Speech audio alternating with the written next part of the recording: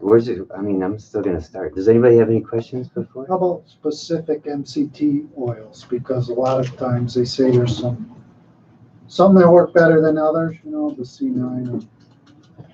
Okay. How long to do ketosis for, and how often? Okay, good. For any particular situation? No, I don't know yet. Okay. Cancer. General health. General health versus ketosis. Yeah. That's okay. I Okay. can work with that. Define ketosis. Via Define it? ketosis sticks. Define ketosis via the sticks? Yeah, that's a good one. Is same as Dr. Colbert, your ketosis?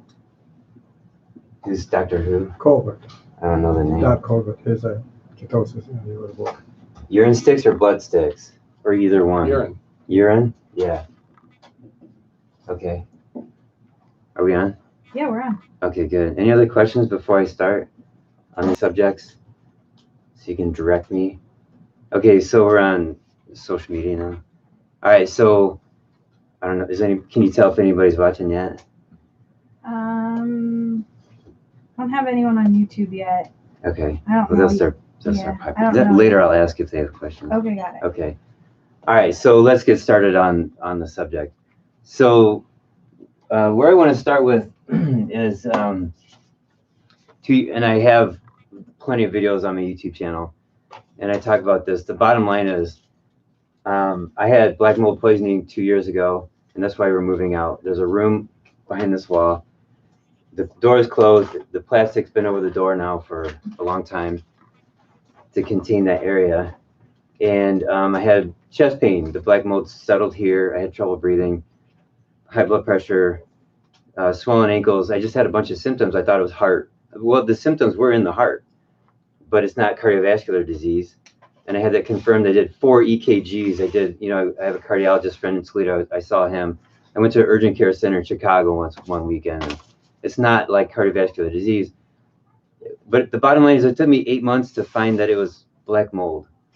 And I first found it behind a paint chip in that room. And so in the meantime, I learned a lot. But the biggest lesson I learned was, for 4 months, I was really suffering. And it just one night, February 3rd, 2016, I thought I was going to die. And the next morning, I was like, I got to fix this. So I went through my old notes and of seminars I'd been to in the past, and I found some protocols for heart symptoms. And I started taking the supplements that were mentioned in those protocols. And then 2 days later, I knew I was on the right track. I felt better. Now, I did not know about the black mold, so I hadn't treated the black mold. And so I was going back into that office, and I was getting exposed every workday. So in the meantime, the supplements that I was on they were holding me up. They were propping me up as I was being exposed. So now those supplements were developed in 1934. And I figured, well, the doctor who created that in 34 knew something about my health that I didn't know. The cardiologist and all the other doctors I had seen, they didn't know. And I know what doctors know now. Like I study all the time, and I know what doctors don't know. And I knew that I didn't know something. So I started reading research from the 30s and from that author. And then I got a whole bunch of old books, old medical, nutritional, historical books, textbooks, biographies. And I think I've read more historical nutrition and historical medical books than anybody in the country. I will challenge anybody on that. I have quite a collection. And the thing is, then how do you actually know what they're talking about? There's a term called acidosis, which means anytime that there's too much acid somewhere in the body. Osis means a condition of acidosis. So there's ketoacidosis, there's metabolic acidosis, there's lactic acidosis, there's acid. There's a lot. So back then they mixed those words up, and they meant something when they said, one word, and now it means something else. 80 years later, it means something else. So I know the difference between, I can read something from the 30s in the medical textbooks, and I know exactly what they're talking about. Whereas anybody else who hasn't been practicing reading that language, they would get confused and they would say the wrong things. They come up with the wrong interpretations. So lactic acidosis. Back then in the 1930s, they didn't know about causes All right, so having said that, let me bring up my first graphic. Not that one. So this is the first graphic right here. So this took me 6 months to make this. And here we have causes of chronic disease. And here we have mechanisms, and here we have symptoms. And if I can blow this up a little bit more. And then we have this ... arrow. It's like a tread on a tank or something. And they all spin this way, and they're all related to each other. But first you get this, then you get mechanisms. So the major mechanism of chronic disease is lactic acidosis. Now what this basically means in a nutshell, it's dirty blood. That's what it means. So if you go to, a doctor, what parts of the body are they going to treat? They're going to treat organs. They treat your liver. They detox your kidneys. They give you supplements for your brain. They give you magnesium for your muscles. See what I'm saying? They're treating organs. And here we're talking about blood. So if you're treating your brain, you're trying to feed your brain B vitamins or something, and you have dirty blood, what's the point? The blood comes first. This is what they talked about in the 1920 through 1960, is cleaning the blood. Now they didn't know about the causes such as toxins. The only time they ever talked about toxins was when they talked about medical doctors using too much mercury or arsenic back then, when they used those, well, they still are barbaric, but when they used toxins as a therapy. And they knew something about excess sugar, especially during the Great Depression, when some families had so little money, they couldn't buy meat and they couldn't buy vegetables, and all they ate was bread. And back then, it was refined bread with no added vitamins, no added B1, B2, ascorbic acid, vitamin C. It was just refined white flour, super deadly. But that was, 1931 through 34, and they learned a lot in those few years. And then we got pathogens, yeah, so they were trying to kill bacteria. They weren't too good at it in the 1930s, but after World War II, they got to be good at it. So the point here is that now, in our times now, the worst causes are sugar and toxins. Okay, not so much pathogens, but the pathogens get worse if you eat a lot of sugar and if you're very toxic. So now you got these causes, and they start to create disease through the mechanism of lactic acidosis, dirty blood. So pathogens poop in your body, and they die in your body, and now you have dead bacteria and viruses in your body, so dirty blood. Toxins are toxic in your blood, dirty blood. And then sugar, when the body is metabolizing sugar, it creates waste. So that's how sugar makes our blood dirty. So dirty blood, dirty blood, dirty blood, lactic acidosis. And then how do you fit? And then you end up with symptoms. Where do the symptoms come from? They come from the organs not working very well. So here you have this whole circle, and so you go to a doctor and you say, I got pain here. Well, what's here? It's the liver. So they're going to treat your liver. They're going to test your liver. They're going to do a biopsy on your liver, right? But the liver is creating this symptom of pain because of this and because of these, right? So this is a whole revolutionary way to look at healthcare, because every doctor, except for some of the few holistic doctors, naturopaths, chiropractors, the pioneers, they start over here. They at least start with cause. They try to get to the cause. They'll detox. They'll get you off sugar. They'll give you supplements for your immune system. Okay. And I'm the guy that started talking about lactic acidosis. Nobody's talked about lactic acidosis since 1960. I guarantee that. I've just talked to a lot of people. I've read a lot of books. There are modern papers on PubMed that talk about lactic acidosis, and they have all this detail about the chemicals, and then they get to the end and they talk about treatment. There's no treatment in medicine for lactic acidosis, none. They talk about taking baking soda, because this is an acid, and then you take a baking soda as an alkaline, as a buffer, but that doesn't save your life. And then there's a drug that actually lowers lactate or lactic acid in your body. There's a drug that lowers it, but it doesn't save your life. And why is that? It's because it's organ dysfunction. The way that you fix lactic acidosis is you repair all the organs, and all the organs clean your blood up, right? So you can't just try to clean the blood with a pill. And you can't just treat one organ like the liver. It's got to be the holistic viewpoint from head to toe, especially in the torso. You got to fix like all of it. You got to look at all of it all at once. That's the ultimate holistic medicine right there, is when you're looking at it from here to here. I should include the thyroid and the tonsils and the sinuses. So really, and there's lymphatic system in your brain. So from here to here, and don't forget the lymph in your groin, and okay. So here, to fix symptoms, once you take care of this and this, or at least you're working on these two, here's the symptoms.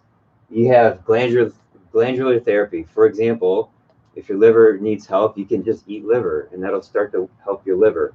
Now, I have a new patient now. I just saw her this morning or this afternoon, and she's got some discomfort here. It's obviously gallbladder or liver. She takes pure liver, and it makes her worse. Why? Because she's toxic, and nobody's been effectively cleaning her body.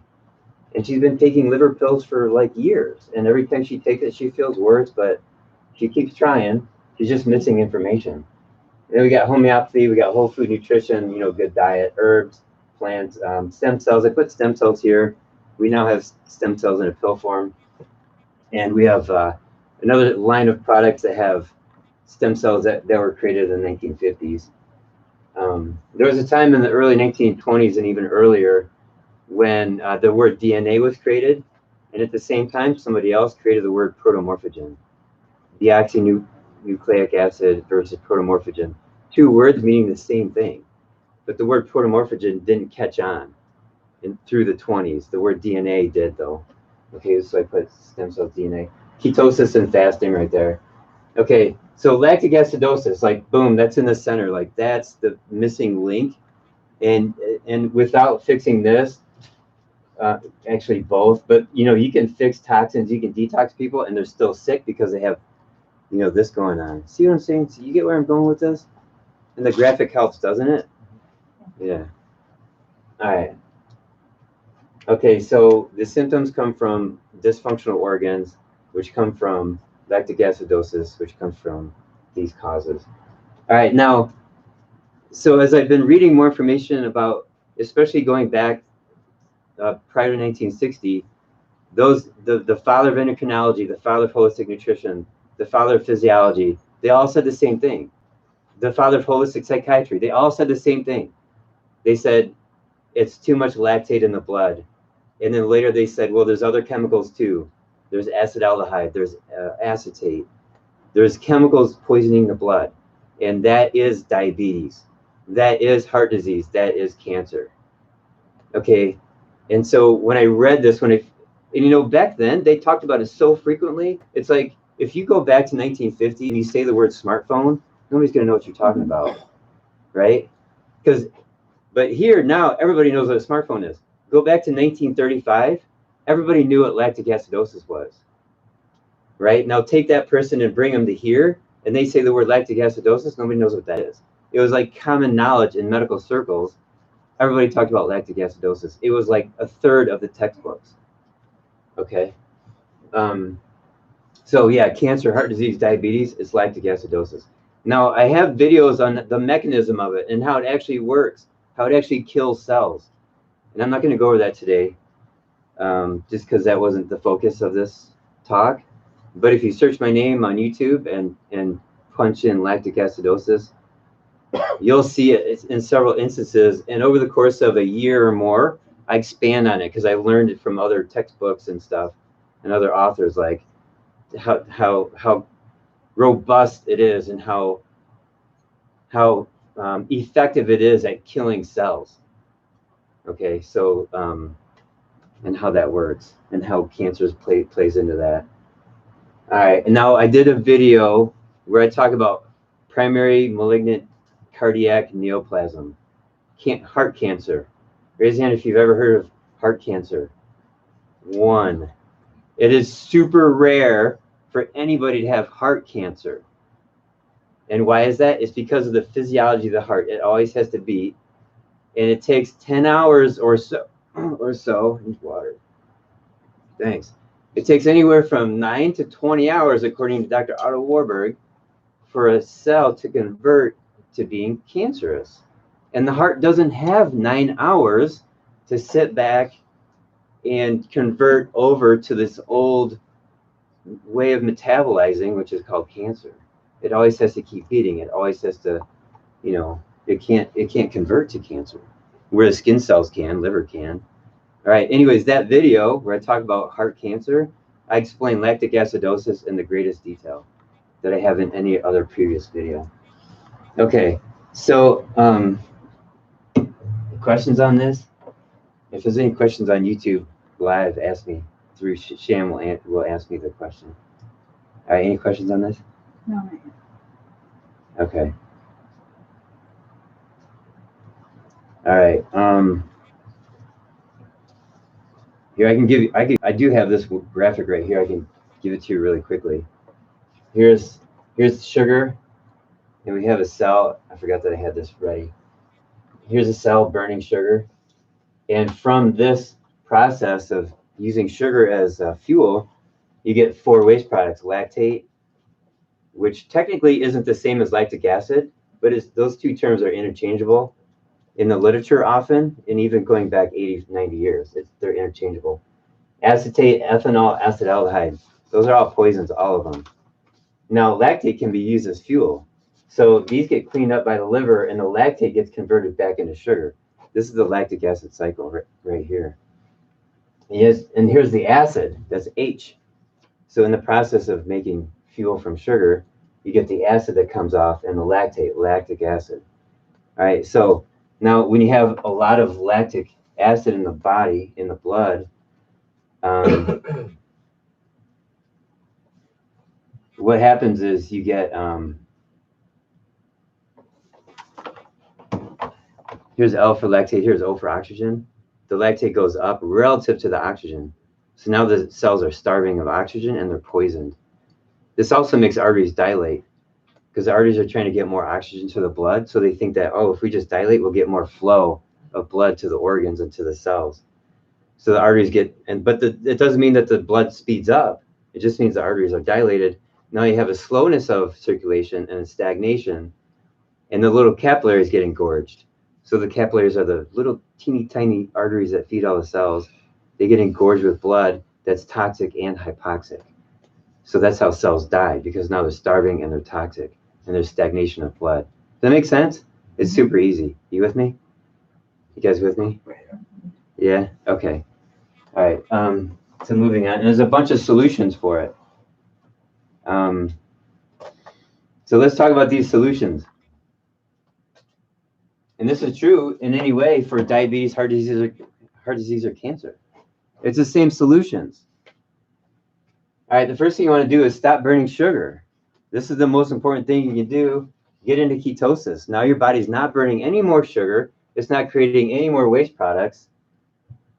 And now you're using burning fat. You can get into fat burning mode by just not eating any food.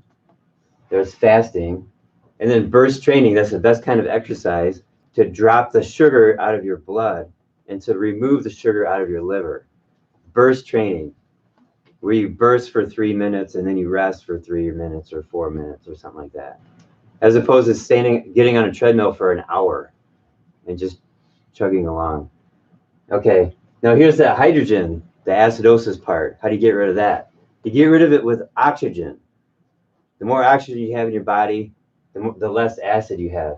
So oxygen therapy, breathing in more oxygen, ozone therapy, deep breathing, hyperbaric oxygen therapy, and hydrogen peroxide. Okay, now we went to a doctor in Bloomfield Hills, right? And he's a holistic medical doctor. He's very busy, and he tells his patients to do 4 things: high ascorbic acid, high glutathione, ozone, and stem cells. That's it. That's his practice. He does 4 things, and he gets good results because he's addressing some of the things in here. He's addressing the H+ here, and he doesn't recommend ketosis so much. He says it's worth trying, but he gets really tired in it. He's not doing it right, but he's got this part covered. Okay, so how do you clean the blood? The liver, so juicing vegetables will clean this garbage out of your blood. Just eating vegetables, eating salads, cleans the garbage. And then your liver has to work well to clean the garbage too. And so how do you fix the liver up? Well, there's detox products. And then eat liver. Liver being probably the most healthy food ever. Liver. And I have a graphic on, I don't have it ready, available, but I did take a snapshot of how liver beats out any vegetable, any fruit, any other meat. It's a sacred food throughout traditional tribes. Okay, now, and I have a few supplements that have liver in them. So here I put eat liver, detox, fix mold. So like mold makes lactate and lactic acid and carbon dioxide. Cancer cells make lactate. Okay, so bad cells like cancer and mold, they make the poison. So you gotta address that too. Okay, now one thing about cancer cells, not only do they make lactate, but they also use it as a fuel. All right, see, that's why you want to deplete the sugar to zero. You don't want to make any more lactate. Okay, now how does this, you guys with me still? I feel like I'm just, all right, so how does this relate to heart disease? Can I drink some water now? I haven't had any water yet. All right, well, so heart disease is high insulin. That's the problem. Too much insulin. Now you can have normal blood sugar, and yet your insulin can be crazy high, and you're setting yourself up for heart disease. So if let's say your insulin is normal, and then you eat sugar, the insulin has to catch up to digest the sugar, and then the insulin comes down and the sugar comes down. Well, if you do that for long enough, the insulin just stays high. So now you take in sugar, and there's the insulin there already, and then the sugar goes down, up and down. That's the standard American diet. Okay, now, if you have high sugar and high insulin together at the same time, you can't get rid of the lactate.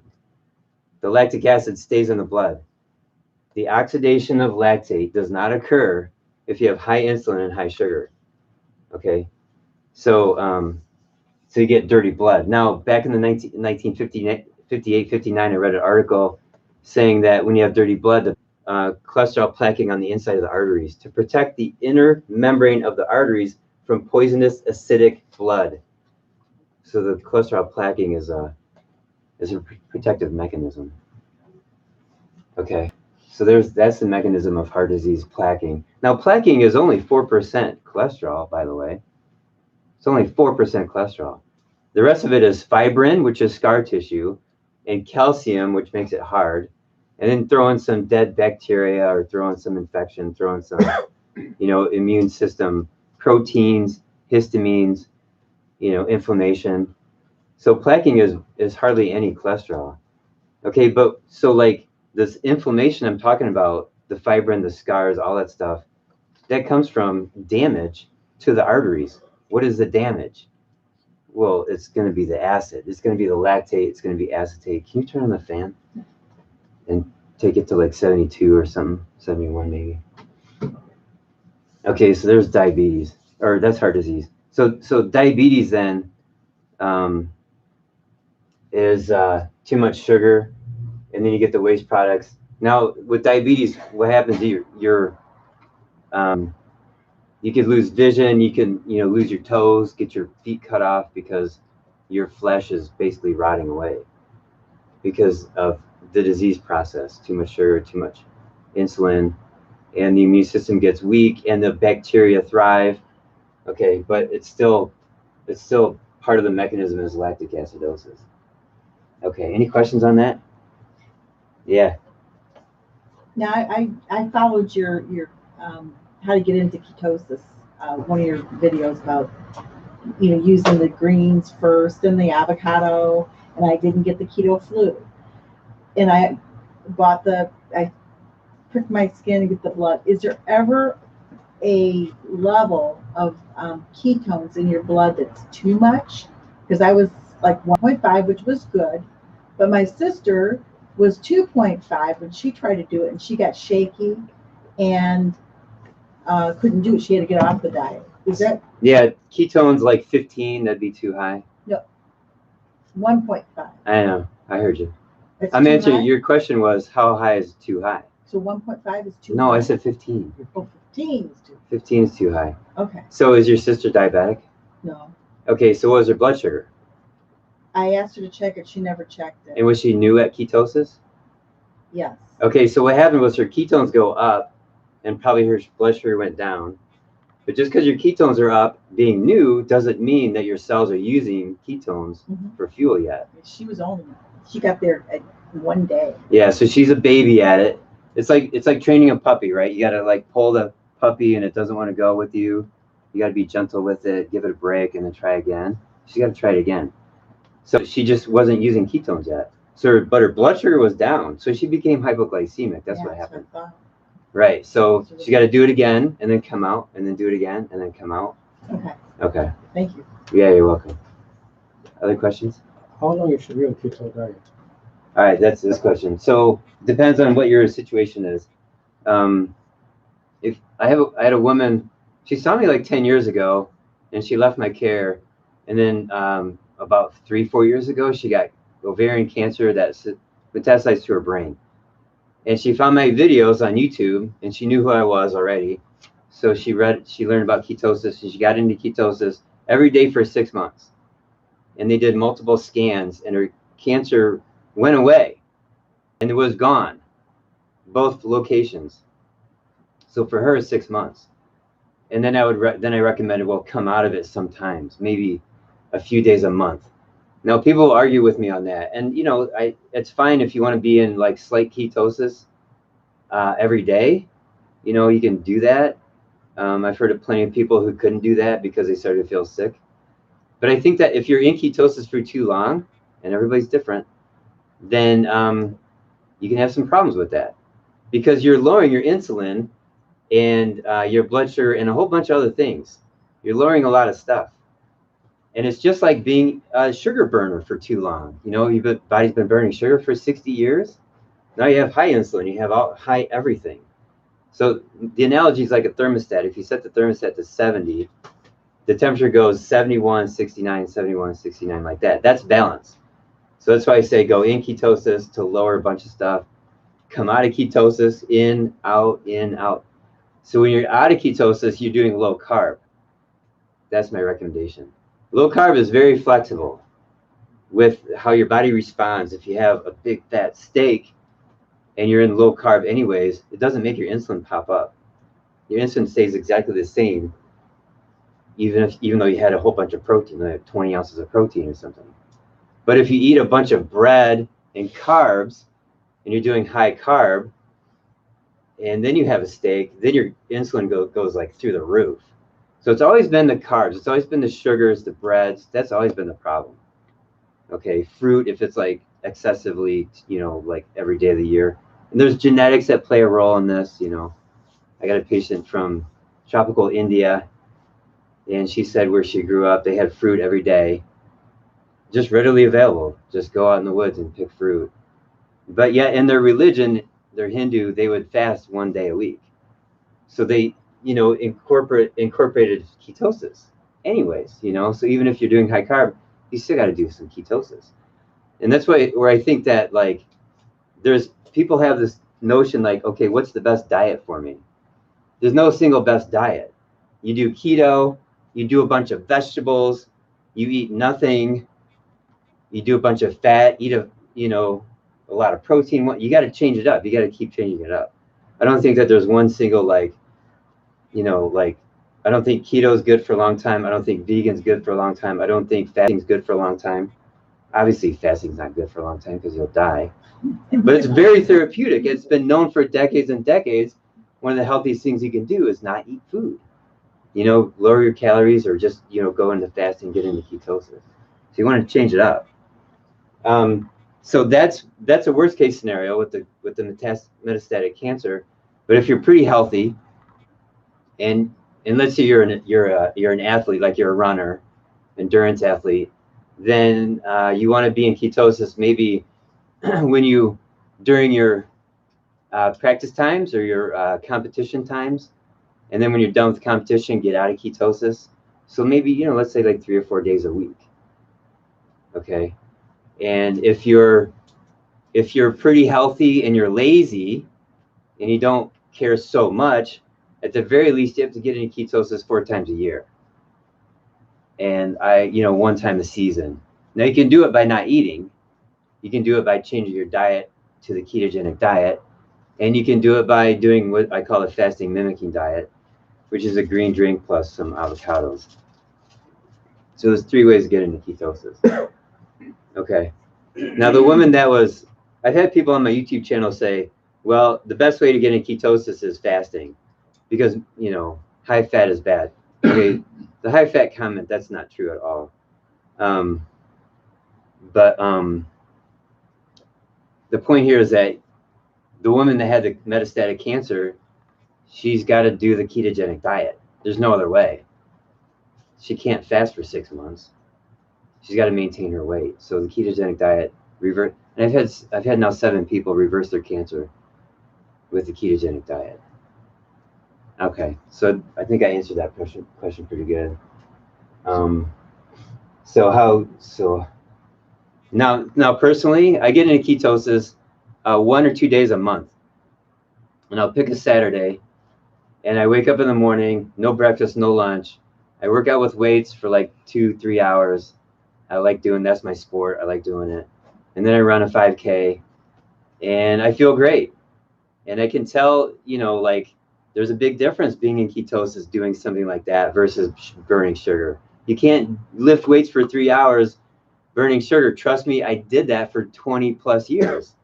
Being a sugar burning person and then lifting weights for like an hour and a half, there's no way you can lift weights for an hour and a half. At least I couldn't. But to lift weights for 3 hours and then run a 5K, you can only do that in ketosis. So by 4 o'clock on that Saturday, I'll be in ketosis for sure. Now, there are days like during the week when I test my blood and I'm in ketosis and I'm not even trying. And just, so I'm right on that cusp. It's like low carb, keto, high fat. So there's some days I'm in it, some days I'm out of it. I'm not testing that often. I used to test more often like a year ago, but I know exactly what I'm doing. I know how to do it. And that should be your goal, to get there. And so when you measure your blood, that's you were talking about asking about measuring urine, or if you're measuring urine, either way, you got to track like what did I eat, and I have my patients who are serious about it. They're tracking their grams of the macronutrients, and then they test their blood or they test the urine. And the point of testing is to be able to predict the future. Okay, so if I do this, this will what happen with my body. So in the future, if I do it again, this will happen. Okay. What are the 2 ways you said? Can you describe The 2 ways. Explain. Is it something you on a stick or? Oh, to measure Yeah. How do you- ketones? Yeah.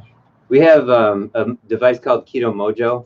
So you got to poke the skin on your finger, and with the device, then you use the keto stick and then the urine stick that are in the device. Yeah, thanks. So here's the Keto Mojo. All right. And this is the cheapest and most accurate on the market for testing blood. And I got a video called How to Measure Ketones in Your Blood. And I talk about exactly how to do it and how to do the math.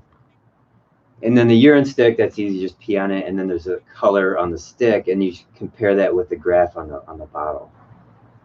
Okay. And it'll say trace or moderate or heavy. And they're actually measuring how much ketones you have in your urine. So what do you define as being ketosis on that? I define when you're testing you're asking urine. Yeah. Well, if it shows up trace, you have some ketones in your urine, meaning it's coming from your blood, so you have ketones in your. So if you got a 5 reading, Does it say moderate or heavy? well, it goes from 0 to 160 on Oh, the colors. okay. So 5 sounds like you're not in ketosis. Well, it's better than 0. It is better than 0. But if your sugar's up here, at what point are you in ketosis on that scale? see, it's like asking like, it's up for debate, but when it comes to the blood, it's not up for debate. So when you test your blood, there's this math, this ratio called GKI, glucose ketone index. And you want that to be over, or you want that under 9. That's the answer to the blood. And then when it comes to the urine stick, you just reach for moderate. At least get to moderate. Okay. Now with the GKI, when you're below 9, when you're between 6 and 9, that's mild nutritional ketosis. And then when you're between 6 and 3, that's moderate nutritional ketosis. And between 3 and 1, that's heavy nutritional ketosis. And then below 1 is called true therapeutic ketosis. So it's a gradient. It's all gradients. It's true with urine too. It's gradients. All right. So if somebody's really sick, they got cancer. I'm getting them below 1.0 GKI. Okay. So if I fast for 3 days, I can go heavy. Yeah. And that's part of the trick of heavy ketosis is fasting is like, in 3 days, anybody can get into ketosis. Just don't eat. Yeah. I know. Yeah. And then, and if you're eating every day, you know, a lot of times I'll get people, their GKI is like 2.5, you know, heavy nutritional ketosis by the ketogenic diet, which is great for heart disease and diabetes. You can reverse all that. But every once in a while, you still want to get into like, 0.9 GKI with a fast, right? Like a short-term fast. So when you talk about fasting, you can start like slow, like just skip breakfast, and then later work your way into skipping breakfast and lunch. So now you're going from dinner to dinner, and then later do a 2-day fast and a 3-day fast. But like you said, heavy ketosis starts on day 3. Yes. And then When I come in. yeah, Day 3. right. And then on day 4, that's when autophagy kicks in. That's when this autophagy means self-eating. Auto, self, phagy is eating. So the cells start to die. Your body starts killing the old cells. And you want that on day 4. That's great. And then on day 5, you get a surge of stem cells. Those are the new baby cells. So on day 4 with autophagy, these cells break open, they're dead, and they dump their minerals and their vitamins and their DNA and their fats and all the nutrients, and your body recycles those back into the new stem cells, also known as naive cells. So these stem cells then form into a liver cell or a brain cell or a skin cell. Okay, so that's how you recreate a whole new body, is through autophagy. Now you can get autophagy with ketosis. And what stops autophagy is eating protein and carbohydrates. Those 2 things stop autophagy, right? If you're eating just fat, autophagy happens, ketosis happens, stem cell, surge of stem cells happen. So that's what happens in a 5-day fast, yeah. So in this example, fasting for 3 days, on the 4th day, you're eating the fat, or you continue to fast in this process? Well, if you eat fat, so there's a 5-day water only fast, for example. But if you can modify it by eating fat. It's not going to do any harm. It'll actually help it, make it go faster. Okay. All right. Is Yeah. the GKI just a direct ratio of your blood glucose versus your blood ketones? Yeah, it's a direct ratio. Yeah. Good question. Are you an engineer? Yes. Yep. I knew it. How ketosis help with the lymphatic system to be drained out? Lymphatic system? Yeah. That's a good question. I don't even know if I have a good answer for that. How does ketosis help the lymphatic system? I'm a big fan. With all the supplements that we carry, I am always, when I do the muscle testing procedure, I'm always looking for lymphatic support, because it's the sewer system of the body. Yeah. Imagine a city and the sewer system is broken. Yeah. Oh man, that's a disaster. And you can kill the rats on the sidewalk, and there's nothing you can do above ground if that sewer system is broken underneath the city. So I'm constantly giving products known as drainage products, or known as cleaners, bentonite clay, carbon chain, stuff like that. That's my best answer. Okay, thank you. Okay, yeah. All right. How many do we have on YouTube? No. Well, okay. Here, let me show you a picture then. This is a picture of lab rats from a researcher at University of South Florida named Angela Poff. And you can see the cancer on these rats, and over time, the cancer goes away from the ketogenic diet. It's pretty profound, huh? Yeah. So this is on her Facebook page. Her last name is Poff, Angela Poff. So there you go. Picture says 1,000 words, right? Any questions on that? Do all types of sugar produce lactate? So, for example, when your body converts bread to sugar, does it produce a lactate? It does. Yeah, it's a very good question. Thank you. That's my answer. It does. All right, let me show you another picture of lab rats. This is more related to the heart disease scenario, not so much cancer. WD means Western diet. KD means ketogenic diet. And then standard rat chow right here. Look at the fat. See the whiteness right here? And that's plumper, the whole rat. Look at this ketogenic diet rat. Look how clean that is. And it's pink, it's healthy, and it's leaner. And look at the liver. That's liver color. That is not the correct color of liver. Right? You with me on this? Here's a standard rat chow. It's kind of gross. All up in there with the fat. There's extra. Yeah, it's not as bad as that. Okay, see the difference? So imagine you're in ketosis. Your body's burning fat. The reserves that you've been carrying around, like that's the fat that your body is potential energy. So now your body's going to start burning it.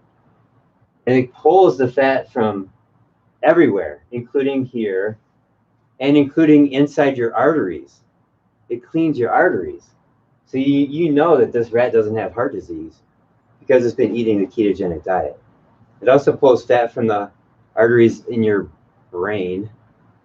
And Alzheimer's is basically type 3 diabetes. It's diabetes of the brain. That's Alzheimer's. Okay. And there's usually a toxin in there too. Okay, anyways, the picture says 1,000 words. Questions on that? Yeah.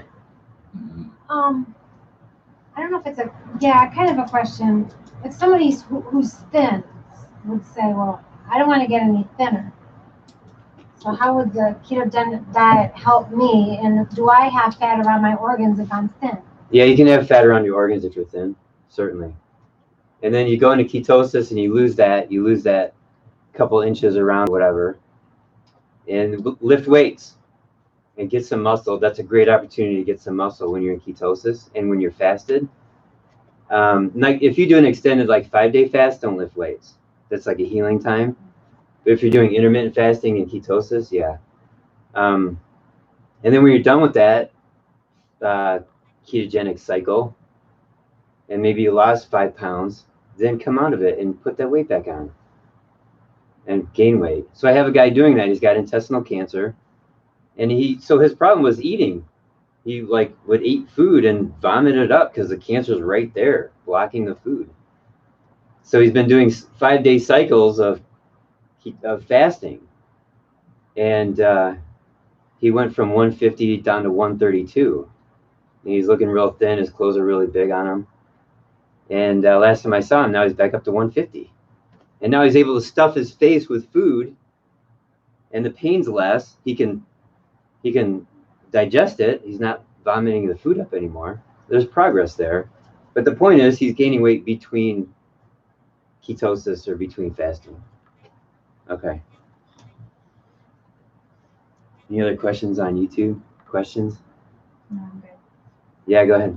Well, I was kind of hoping to get I just been diagnosed with prostate cancer, so I want to start digging into this. I Yeah. was kind of hoping, do you have a video on the protocol of foods, or because you're talking about fasting for 5 days or in and out during one day? Yeah. So is there a protocol to start? And, how With the foods. Yeah, what foods? Yeah, I have a video. Would I go to the 5-day fast, or should I do a? It's your choice. Are you a patient here? No, I can give you. I can give you. Can be, but Yeah, I mean, I can give you specific advice if you're a patient. But regarding the food, I have a video called "These Are the Ketogenic Foods." And meat is not a ketogenic food a lot of times. Unfortunately. But there's a lot of plant oils. Let me give you this concept of fruit oils: avocado oil, coconut oil, and olive oil. Those are fruits. So those are popular for the ketogenic diet. Of course, butter and ghee. Right now, I'm digging the avocado oil. I don't like avocados. I don't really like coconut oil. But I can drink 3 or 4 tablespoons of avocado oil in the morning. Okay, so there's the answer. And then you want to measure using Keto Mojo. And there's an app on the phone called Chronometer. You got to use that. So you want to measure ketosis in your food and in your body. You got to measure both. If you're serious about this, measure both. Got that? Yeah, so I have a video called How to Use Chronometer. It's spelled C-R-O, Chronometer. And you have it on your phone, and you're an engineer, and that's why.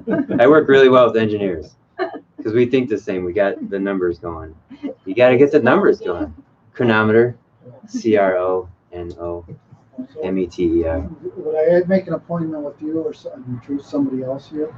Yes, at the end, yeah, they can on the computer, yeah. Okay. All right, let me pull up some other graphics that I had prepared for this. Here's a study. There's a guy named Dr. Volek and another guy named Dr. Finney. Dr. Finney, he's been studying ketosis for 30 years. So he wrote a book. Oh, and there's a guy named Dr. Noakes in South Africa, and he's a runner. He wrote a book a long time ago about the benefits of carbo loading. And by the time he was in his 60s, he's like overweight. His endurance is bad. He's getting injuries. And so he researches why, and he finds out that carbo loading is bad. So he gets into ketosis. And that book was like super popular back in the day.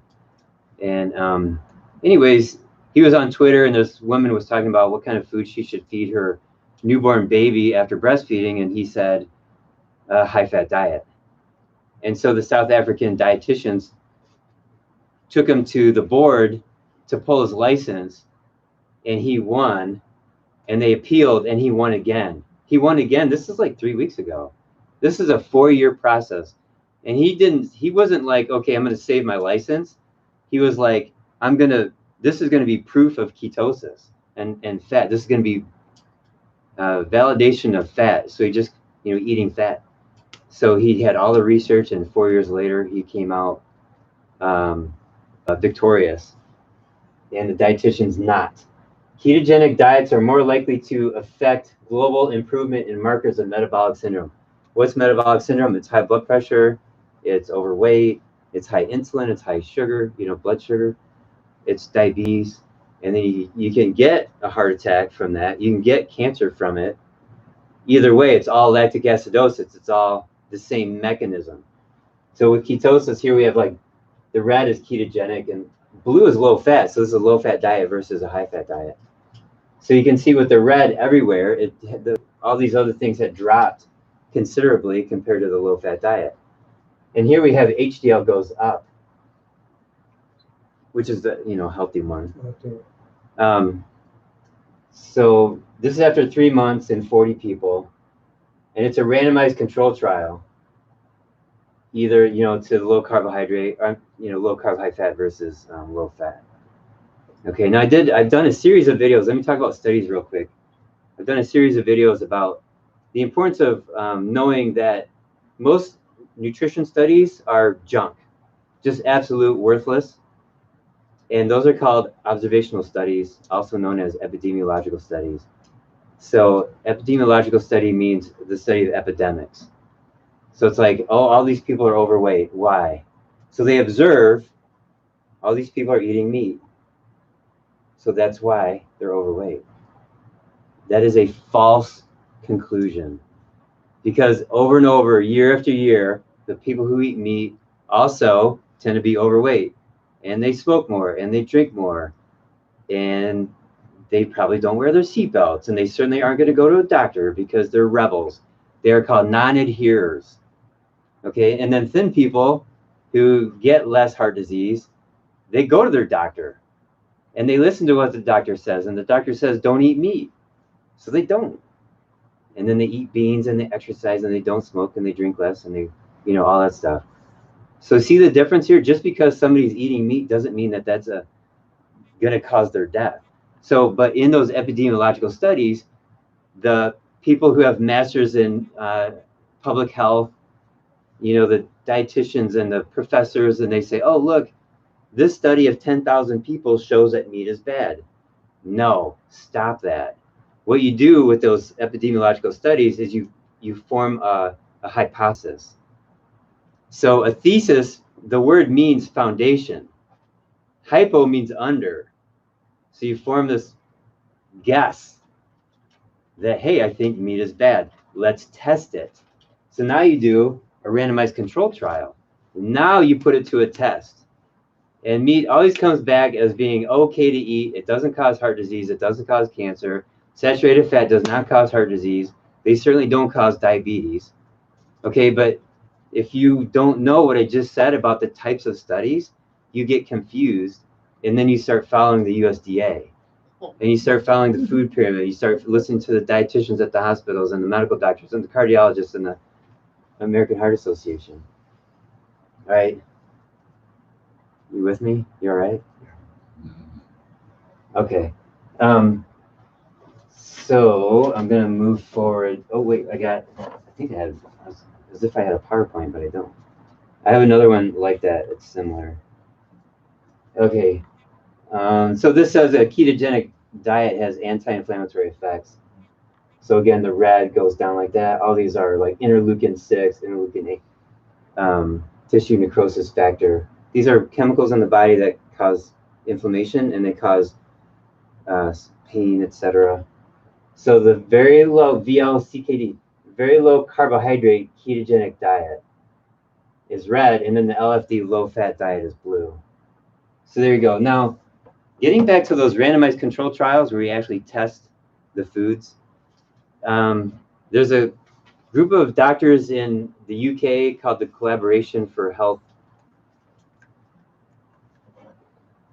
I gotta look this up. And they've been looking at the randomized control trials, and they have. Let me see if I have it. I don't have it handy. No, I don't have it handy. Anyways, they have gathered up, and they're looking for more research, and they're waiting for new research to come out. 62 randomized control trials looking at low fat versus low carb, and like more like keto. And here's the score: 31-0. Low carb wins. Now there's 31 other studies that are a draw. So there's the 62 studies, but there are 0 studies that show that low fat is better than low carb. 0 out of 62 studies show that low fat is better than low carb. Okay, so the reason why the USDA food pyramid is low fat, I don't know if you remember this, but like a year and a half ago, it was like October, year and a half ago, it came out that the Harvard scientists were given lots of money by the sugar industry to promote sugar is healthy and fat is bad. It's just all money. And one of those guys was Dr. Hegstead, Mark Hegstead. He just died a few years ago. He was in his 90s. And he was like a vegan, vegetarian guy. And, you know, animal rights and stuff like that. And it's like, stop killing animals. That was his goal. That was his thing. And so he stood in front of the USDA in 1977, and he said, we have to teach low fat, because what's the worst that will happen? You know, Eisenhower had a heart attack, and people were scared about cholesterol, and here comes this theory from a guy named Ansel Keys, and Hegstead was like, yeah, let's go for it, because what do we have to lose? Well, what have we lost? We've lost our health. It's been devastating. How many millions of Americans have died because of Hegstead, Dr. Hegstead? Millions and millions and suffering, and the money and the drugs and the pain. You know, so there's a history on that. Sorry, it sounds kind of like a bummer. But we know the solution. And ketosis, low fat. Oh, God, what do you keep? It's been the end of a long day. Ketosis, low carb is the solution when it comes to the dietary changes. Okay, so I got that. So here's a study that I pulled. This is a randomized control trial. It's online intervention. That should go away soon. Online intervention. So it's a trial. It's an experiment comparing very low carbohydrate ketogenic diet versus the plate method, which is USDA Food Pyramid My Plate. How do we get that to go away? It'd be great if that went away. In overweight individuals with type 2 diabetes. Oh, it must have been this plug right here. And there you go. Okay, so, and it was like comparing the two groups of people. And here's the conclusion right here. Okay, individuals with type 2 diabetes improved their glycemic control and lost more weight after being randomized to a very low carbohydrate ketogenic diet, rather than a conventional low-fat diabetes diet online program. So keto beats low-fat. Okay, so there's many studies like this.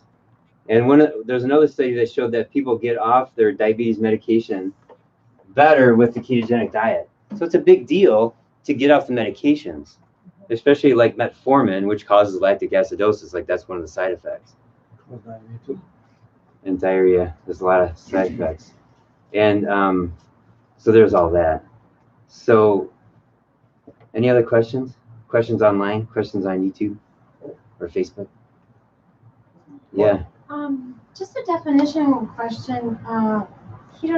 Ketosis, like you're talking about, versus ketoacidosis. Does that mean like the too much? That's confusing. Yeah. You ask people, they're like, "Oh no, you don't want to go." Well, let me explain it. So ketoacidosis is a dangerous thing. It happens with type 1 diabetics when they don't control their blood sugar and their ketones go very high.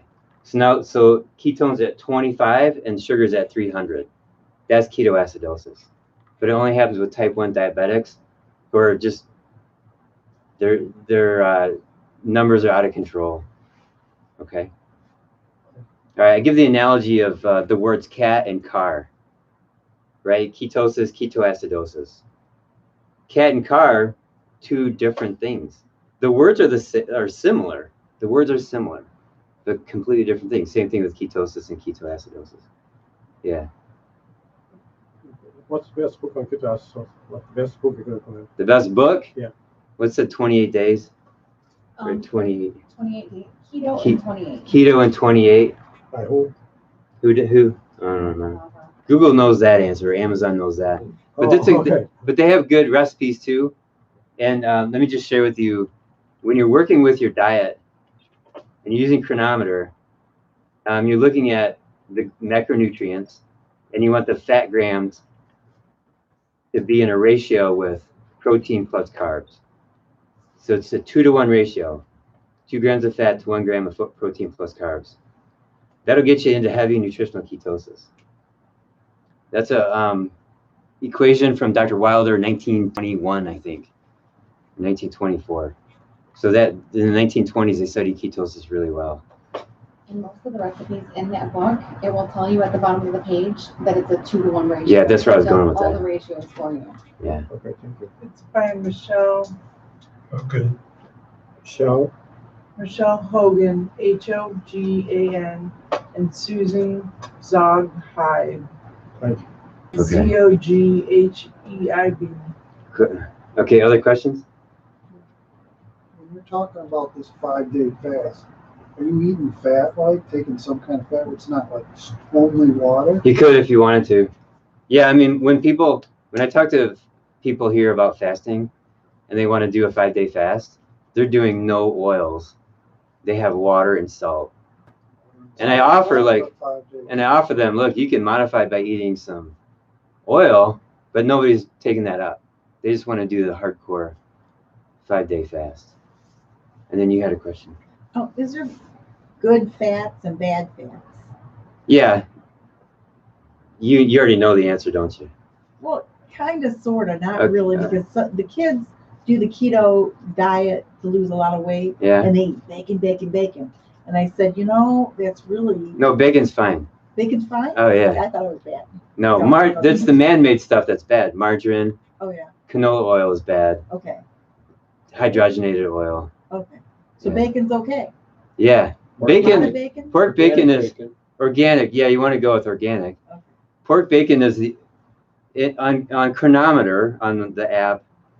When I went through a whole bunch of meats, pork bacon was the only meat that was ketogenic.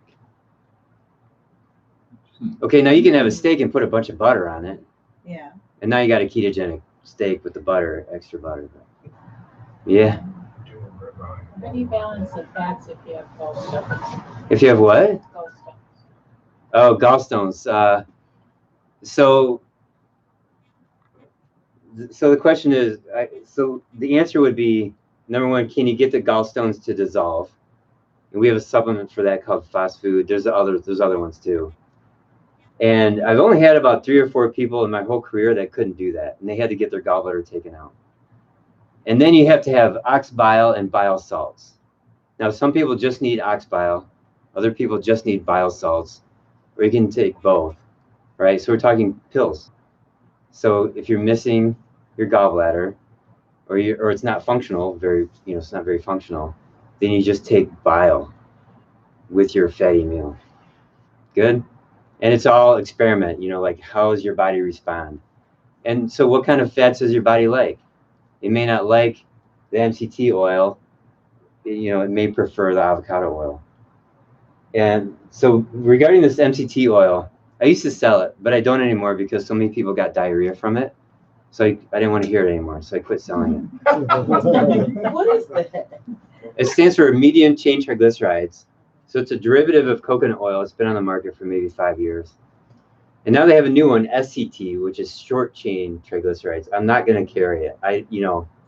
Just eat bacon or avocado oil or butter. Now, there is an MCT powder, MCT oil powder, and I've heard it doesn't cause diarrhea. I'm not going to stock it. You can get it on Amazon if you want to go there. But the point of this is to get you into ketosis faster. We're not trying for speed. We're trying for health. That's what we want is health. There's exogenous ketones too, meaning in a powder. You just scoop the ketones in your water, stir it, drink it. I used to sell that, but I learned that you don't want to elevate your ketones and have your sugar and insulin high at the same time. You got to do it naturally. So I'm not a fan of exogenous ketone powders. Exogenous means from the outside. Exit, gene, like Genesis, like where does it come from? Where does it begin? Exogenous. Okay, other questions? Yeah. Are there negative side effects to ketosis? Yeah, well, the negative side effects would be your body struggling to get into it. And this is a very good question. Did you set me up for this? You probably did. It's a great. side effects a minute ago, so I figured we'd go there. It's a great question. Now, there's people who say ketosis causes death, and come on, seriously? They don't know what ketosis is, but here's the biggest disconnect, is they're still thinking of ketosis as if it were 1988 or 1975, like the Atkins era, when the protein was very high, or basically the protein was ignored, okay? So in the correct way of getting in ketosis, it's high fat, moderate protein, low carb. But with Atkins, he just said do low carb. And then the protein was high or low, or the fat was high or low. It's just that those two parts were uncontrolled. So now, if you do ketosis and your protein's too high, or you do it for too long, correctly, you do it for too long, maybe, you can get tired and you can get various side effects. Yeah, there's some, if you do it incorrectly, but you want to cycle in and out. Now, initially, like what you were saying, was it your sister or who was it? My sister. Yeah, so she was getting shaky. So there's just these things that you got to work through at the beginning, because your body might start detoxing. So your fat cells are holding on to toxins. So now you're going to replace those fats, and your cells are going to dump the fats and the toxins too. Now you can get toxic from within. That's another side effect. but that's part of the healing, and that would be like keto flu. So now when I first started getting in ketosis a year and a half ago, and I had the black mold sitting in my heart, man, this hurt so bad because mold loves sugar and it loves ketones. So when somebody has mold, I tell them to go right in the middle, go low carb, not keto and not high carb, go low carb. And so I was like suffering with this for 3-4 months, and I started taking the right supplements, got the toxins out, which was fantastic.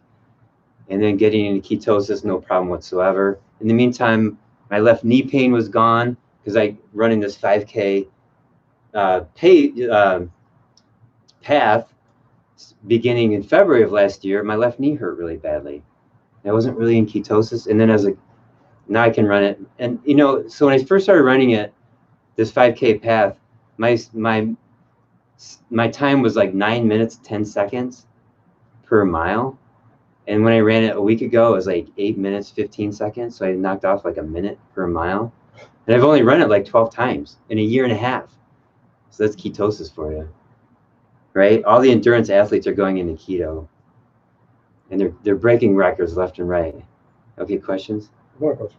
Yeah. When you're on keto diet, as far as sugar, is it honey is better, stevia sugar better, or monk sugar? Which one? Monk fruit versus stevia? Yeah. Do either one. I don't care which one you do. Yeah. How about honey? That'll knock you out of ketosis. Oh, okay. Okay. Let me talk about prostate cancer. So I have a guy from Denmark, I believe. He his PSA was 265, and he went to all these clinics everywhere, and it kept climbing up. And then he found the Budwig diet. Have you heard of Budwig? Raise your hand if you've heard of Budwig. You've heard of it. Have you done it? No, I haven't done it. Okay. So let me give you, I talked about this in an earlier video a little bit, but it's worth mentioning because it's fantastic. So it was Otto Warburg, the father of physiology. He's the guy that figured out how cancer cells metabolize.